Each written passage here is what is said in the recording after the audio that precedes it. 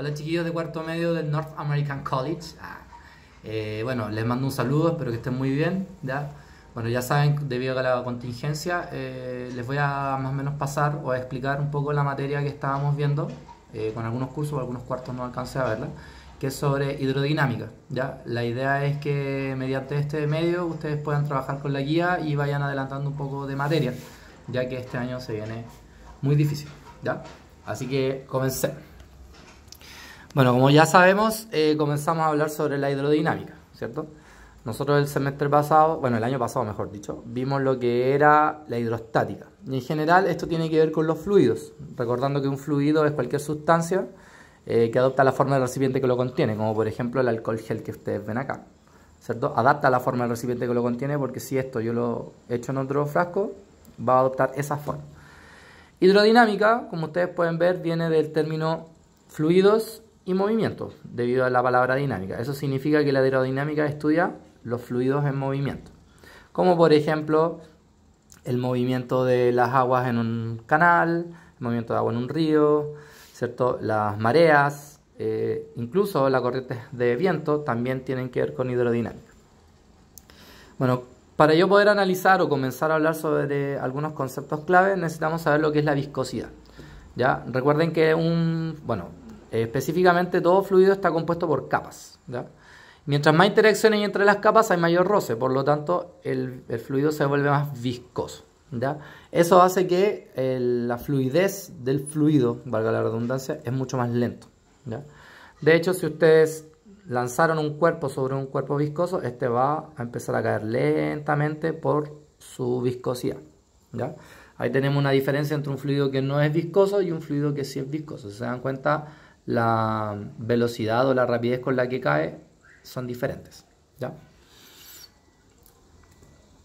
Bueno, específicamente, si vemos acá tengo manjar, ¿cierto? Que aparentemente no es fluido, porque no adapta a la forma del recipiente que lo contiene. Sin embargo, lo que ocurre con el manjar es que el manjar tiene una alta viscosidad. Lo que nosotros usualmente hacemos, por ejemplo, para que se derrita, entre comillas, es aumentarle la temperatura. ¿Eso qué significa? Que yo puedo disminuir en los niveles de viscosidad de un fluido aumentando la temperatura de un cuerpo. Eso lo hacemos cuando calentamos mantequilla, cuando calentamos el manjar, entre otras. De hecho, como les dije el año pasado, también el vidrio también es un fluido, ¿cierto? Y justamente en días calurosos como que el vidrio tiende como a latiguarse, como dice la gente, como a doblarse. Y eso específicamente porque al disminuir mucho su viscosidad, este empieza a fluir de mayor forma. ¿Da? Aquí hay una tabla de ciertos fluidos y de sus puntos de viscosidad. Si se dan cuenta, tengo agua a 20 y a 100 grados Celsius, pero el de 100 grados Celsius tiene una menor viscosidad que el de 20. Si se dan cuenta, dentro de todos los fluidos que tenemos acá, el agua es el menos viscoso dentro de lo que hay en este momento.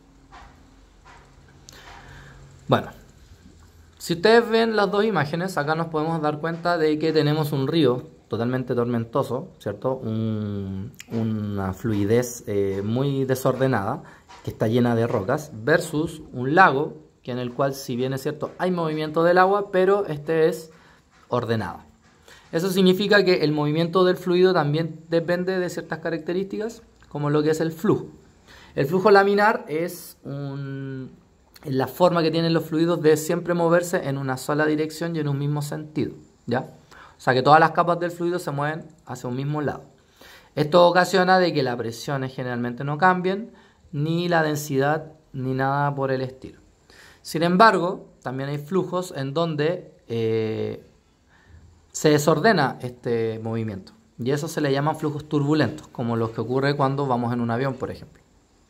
Sin embargo, yo puedo generar un flujo turbulento en base a un flujo laminar. ¿Cómo se hace esto? Colocando un obstáculo al flujo laminar. Y si se dan cuenta, seguido de eso, esto se vuelve absolutamente turbulento. ¿Ya? Esto hace que cambie la velocidad y cambien las presiones del fluido en este sector. ¿Ya? Son totalmente desordenados. Es caótico, por decirlo así. ¿Ya? De hecho, acá podemos darnos cuenta de que si yo tuviera muchos edificios en en la orilla del mar, cuando venga un tsunami, realmente el tsunami va a chocar con los edificios, pero debido a esta turbulencia que va a ocasionar que aumente la velocidad del fluido o del tsunami cuando avance hacia nosotros. Bueno, también tenemos, aquí hay que cambiar, no es flujo, es fluido. Los fluidos que son compresibles e incompresibles, no comprendibles, por si acaso, o comprensibles. Un fluido que es compresible es un fluido que se puede comprimir versus un incomprensible que no se puede comprimir. Si es compresible, significa que yo puedo variar su densidad porque puedo cambiar su volumen. En cambio, si es incompresible, no puedo variar su volumen, por lo tanto no cambia su densidad. Usualmente los gases son compresibles hasta cierto punto, ¿ya? Pero el agua, por ejemplo, es más incompresible que los, los gaseosos.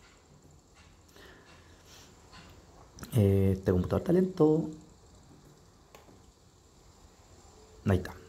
Bueno, en general, la idea principal para poder trabajar con hidrodinámica es trabajar con fluidos que son ideales. Recuerden que en física la palabra ideal no existe, o sea, estos fluidos en la realidad no existen, pero hay fluidos que se asemejan mucho a los fluidos que son ideales, como por ejemplo el agua. ¿Qué características debe tener? Primero, tiene que ser estacionario, eso significa que la velocidad tiene que ser lo más estable posible, ¿ya? Tiene que no ser viscoso el material, o sea, el fluido, tiene que ser incompresible, ¿ya? ¿Por qué? Porque si fuera compresible cambiaría su densidad. El flujo no tiene que ser turbulento, debe ser absolutamente laminar. Y además debe ser estable. Eso significa que la velocidad, la densidad y la presión del fluido no deberían cambiar en el tiempo en ningún punto del fluido. Recuerden que dependiendo de la profundidad cambia la presión. La idea es que en ninguno de esos puntos cambie la presión debido al movimiento de este. Bueno, un concepto importante que todos lo deberían saber es el caudal. Por ejemplo, si yo digo que aumenta el caudal de un río, es porque aumenta la cantidad de agua que está circulando por el río, ¿cierto? En estos dos dibujos tenemos una llave, bueno, dos llaves, una que tiene una cierta cantidad de agua botando y la otra también, y si se dan cuenta, la que tiene mayor caudal es la segunda. ¿Por qué? Porque hay mayor cantidad de agua en menos tiempo que en la primera. Eso significa que el caudal depende de dos factores importantes, del volumen y del tiempo.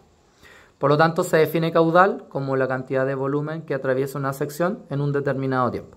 Ojo que el volumen lo vamos a representar con una V mayúscula, porque más adelante vamos a ver lo que es la V minúscula, que es velocidad.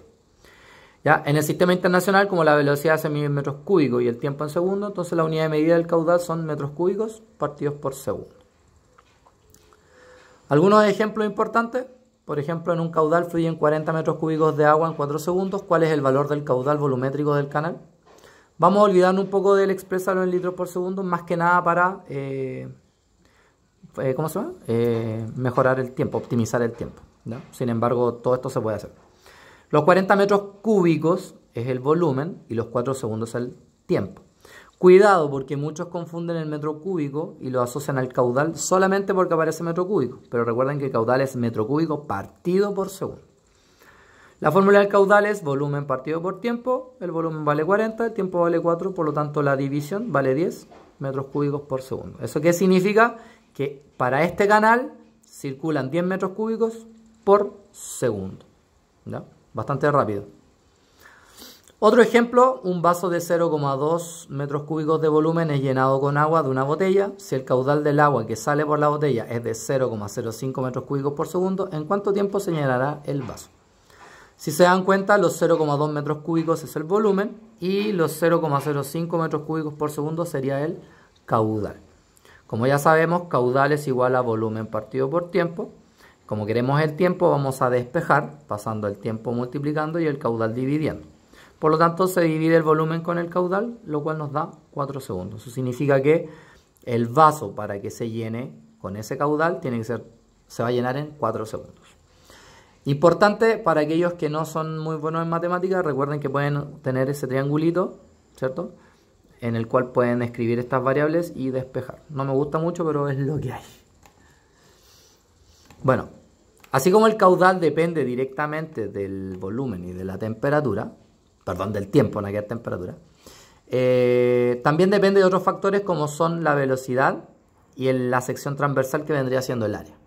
Por lo tanto, otra fórmula para calcular el caudal es multiplicando el área con la velocidad. El área es metros cuadrados, la velocidad es metros partidos por segundo, y al multiplicar metros cuadrados por metros me dan los metros cúbicos partidos en segundo, que sabemos que es como su unidad. Un ejemplo dice: si el caudal en una sección transversal es de 0,125 metros cuadrados, es de 0,25 metros cúbicos por segundo, ¿cuál es la velocidad del fluido en dicho punto? Como ya sabemos, metros cuadrados es unidad de medida de área y metros cúbicos por segundo unidad de medida de caudal. Por lo tanto, el caudal es igual al área por la velocidad. ¿Cómo queremos la velocidad? El área que está multiplicando paisa dividiendo al otro lado, lo cual nos queda caudal partido por área. Hacemos la división y eso nos da 2 metros por segundo. ¿Sí? Bueno, hasta acá espero que les haya quedado claro. Ya pueden trabajar con los primeros ejercicios. Ahora en el segundo video vamos a continuar con parte de la materia. Que estén muy bien.